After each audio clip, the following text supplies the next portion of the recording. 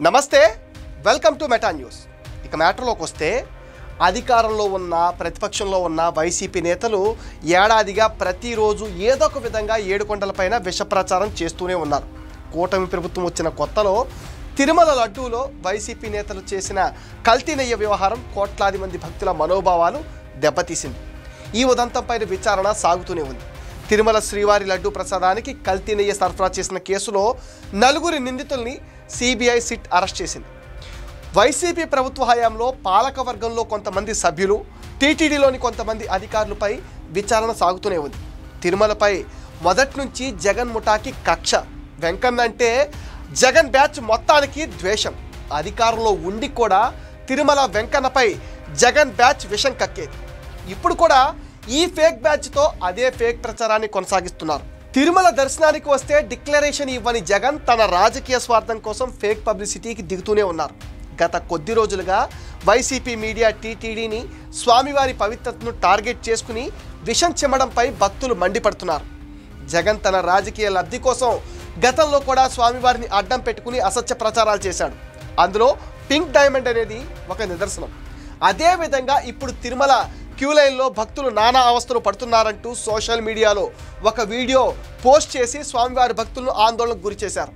ఆ వీడియోలో ఒక వ్యక్తి టీటీడీకి వ్యతిరేకంగా నినాదాలు చేస్తూ క్యూ లైన్లో పాలు నీళ్లు లేవు అంటూ నిరసన వ్యక్తం చేశాడు. ఇదంతా వైసీపీ ఫేక్ ప్రచారంలో ఒక భాగం. తిరుమలలో పెరుగుతున్న భక్తుల రద్దీకి అనుగుణంగా భక్తులకు ఎలాంటి అసౌకర్యం కలగకుండా టీటీడీ ముందస్తుగా ఏర్పాట్లు చేసింది. సర్వదర్శనం క్యూ లైన్లో వేచి ఉన్న కాకినాడ రూరల్ తిమ్మాపురం గ్రామానికి చెందిన బి అచ్చారావు అనే భక్తుడు టీటీడీ యాజమాన్యం డౌన్ డౌన్ అంటూ నినాదాలు చేశాడు. క్యూ లైన్లో పాలు నీళ్లు లేవంటూ నిరసన తెలిపాడు. వాస్తవానికి దర్శనం క్యూ లైన్ వద్ద ప్రతి 100 అడుగులకు శ్రీవారి సేవకులచే భక్తులకు నిర్విరామంగా మంచినీళ్లు, పాలు, అన్నప్రసాదాలు టీటీడీ పంపిణీ చేస్తుంది.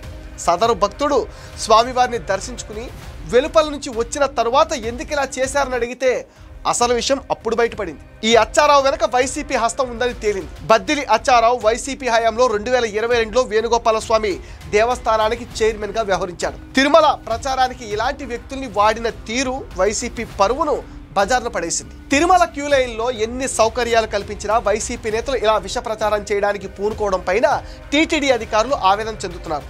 తనకు ఆరోగ్యం బాగాలేదని ఇలా నిరసన చేస్తే త్వరగా దర్శనానికి అనుమతిస్తారనే ఉద్దేశంతో అలా చేశారని, చేసిన తప్పుకు క్షమించమని బద్దిలి అచ్చారావు వేడుకున్నాడు. క్యూ లైన్లో నినాదాల వీడియోలు చిత్రీకరించిన వ్యక్తి టీటీడీ హెల్త్ డిపార్ట్మెంట్ ఉద్యోగి విజయరావుగా గుర్తించారు. విజయరావుని అదుపులోకి తీసుకుంది విజిలెన్స్. భక్తుడి ముసుగులో వైసీపీ నేత నిరసనను చిత్రీకరించి సోషల్ మీడియాలో ప్రచారం చేయించారు.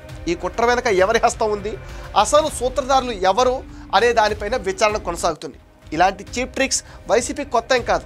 గతంలో తిరుపతి క్యూ లైన్లో జరిగిన తొక్కిసలాట ఘటనలోనూ వైసీపీ హస్తం ఉంది. తిరుమల తిరుపతి దేవస్థానం గోశాలలో ఇటీవల గోవులు మృతి చెందాయంటూ సోషల్ మీడియాలో చేస్తున్న ప్రచారం వాస్తవం కాదని టీటీడీ వివరణ కూడా ఇచ్చింది. ఈ వార్తలు అవాస్తవని, మృతి చెందిన గోవుల ఫోటోలను టీటీడీ గోశాలకు సంబంధించినవి కావని వివరణ ఇచ్చింది. కేవలం దురుద్దేశంతో కొద్దిమంది మృతి చెందిన గోవుల ఫోటోలను టీటీడీ గోశాలలో మృతి చెందినవిగా చూపించి భక్తుల మనోభావాలను దెబ్బతీసే విధంగా ప్రచారం చేశారు. తిరుమల ప్రతిష్టను దెబ్బతీయడమే లక్ష్యంగా తిరుమల గోశాలలో 3 నెలల్లో 100కు పైగా గోవులు మృతి చెందాయంటూ వైసీపీ నేతలు విష ప్రచారం చేశారు. టీటీడీ గోశాలలో 100కు పైగా ఆవులు మృతి చెందాయన్న వైసీపీ నేత టీటీడీ మాజీ చైర్మన్ భూమన కరుణాకర్ రెడ్డి చేసిన ఆరోపణల నేపథ్యంలో వివాదం రాచుకుంది. గోవుల మృతిపై భూమన ప్రెస్ మీట్లో అసత్య ప్రచారం చేస్తున్నారంటూ భానుప్రకాష్ రెడ్డి పోలీసులకు ఫిర్యాదు కూడా చేశారు. దీంతో భూమన్ పైన పోలీసులు కేసు నమోదు చేశారు. గోశాల సందర్శనపై సవాళ్లు, ప్రతి సవాళ్లతో రాజకీయం వేడెక్కింది. తిరుమల పవిత్రతను దెబ్బతీయాలని వైసీపీ కుట్రలు చేస్తుందని టీడీపీ ఆరోపిస్తుంది. ఎవరో తిరుమలలో నమాజ్ చేసిన వీడియో బయటకు వచ్చింది. నిన్నగాక మొన్న పుణ్యక్షేత్రంలో ఎగ్ బిర్యానీ వివాదం నడిచింది. తిరుమలలో జరుగుతున్న కుట్రలపైన సీఎం చంద్రబాబు చాలా గట్టిగా వార్నింగ్ ఇచ్చారు. తిరుమల ప్రతిష్టను దెబ్బతీయాలని కుట్రలు చేస్తున్నారని, అన్నీ తాను గమనిస్తున్నానని కూడా చెప్పారు. అందరిపైన డేగ కన్ను వేచి ఉందన్నారు. తిరుమల తిరుపతి దేవస్థానంలో అరాచకాలు సృష్టించి టీటీడీ ఫెయిల్ అయిందని చెప్పే ప్రయత్నం చేస్తున్నారని కూడా అన్నారు. ఆ కుట్రలకు ఎలా చెక్ పెట్టాలో తనకు తెలుసునని, తోక తిప్పితే కట్ అవుతుందని కూడా ముఖ్యమంత్రి హెచ్చరించారు. మంత్రి లోకేష్ కూడా తిరుమలలో వైసీపీ ప్రచారం పైన గట్టిగా కౌంటర్ ఇచ్చారు. కలియుగ దైవం వెంకటేశ్వర స్వామి సన్నిధిలో కూడా వైసీపీ కుట్రలు కొనసాగుతున్నాయని టీడీపీ నేతలు మండిపడుతున్నారు. తిరుమలలో దళారీలను నియంత్రణ చేస్తుంటే తట్టుకోలేకపోతున్న సైకో బ్యాచ్ సామాన్య భక్తుడికి ఎలాంటి ఇబ్బందులు లేకపోయినా తమ దళారీల కోసం తప్పించిపోతుంది వైసీపీ. గతంలో టీటీడీ బోర్డును తమ స్వార్థానికి ఉపయోగించుకుంది వైసీపీ.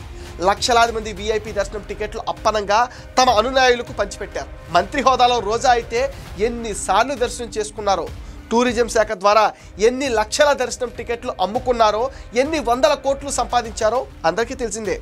ఇప్పుడు శ్రీవారి లడ్డూ ప్రసాద విక్రయ విధానంపై కూడా వైసీపీ నేతలు తప్పుడు ప్రచారం చేస్తున్నారు. దర్శనం టోకెన్లు లేదా టికెట్లు కలిగిన భక్తులు ఎన్ని లడ్డూలైనా తీసుకోవచ్చు, అందులో ఎలాంటి మార్పు లేదు. దర్శనం టికెట్స్ టోకెన్లు లేకుండా ఎక్కువ లడ్డూలు తీసుకుని బ్లాక్లో అమ్ముకుంటున్న దళారీలను నియంత్రించడానికి టీటీడీ కఠిన వైఖరి అనుసరిస్తుంది. ఇదే వైసీపీ అక్రమార్కులకు అస్సలు నచ్చటం లేదు. 5 ఏళ్లు తిరుమలని నాశనం చేసి మళ్ళీ ఇప్పుడు తిరుమలపై విష ప్రచారం మొదలు పెట్టడం ఏంటని భక్తులు ప్రశ్నిస్తున్నారు. టీటీడీ విషయంలో ఫేక్ ప్రచారాలు ఎవరు చేస్తున్నారో వాళ్ళ మీద చట్టపరంగా కఠిన చర్యలు తీసుకోవడానికి ప్రభుత్వం సిద్ధమైంది. తిరుమల విషయంలో వైసీపీ ఎంత తక్కువ మాట్లాడితే అంత మంచిది. కంట్రోల్ చేసుకోలేని స్థాయిలో డ్యామేజ్ జరగడం ఖాయమంటున్నారు జనం. తిరుమల వెంకన్నతో పెట్టుకుంటే ఏం జరుగుతుందో వైసీపీ నేతలకు ఇంకా తెలియడం లేదు. ఇది మెటా న్యూస్ అప్డేట్. ఈ వీడియో పైన మీ విలువైన ఒపీనియన్ని కామెంట్ సెక్షన్లో పోస్ట్ చేయండి. మీరు ఇచ్చే కామెంట్స్తో మరిన్ని ఇంట్రెస్టింగ్ వీడియోస్ మీకు అందిస్తాం. అండ్ మీరేం చేయాలో మీకు తెలుసుగా. ఈ వీడియోస్ని లైక్ చేయండి, షేర్ చేయండి, మెటా న్యూస్ని సపోర్ట్ చేయండి, సబ్స్క్రైబ్ చేయండి.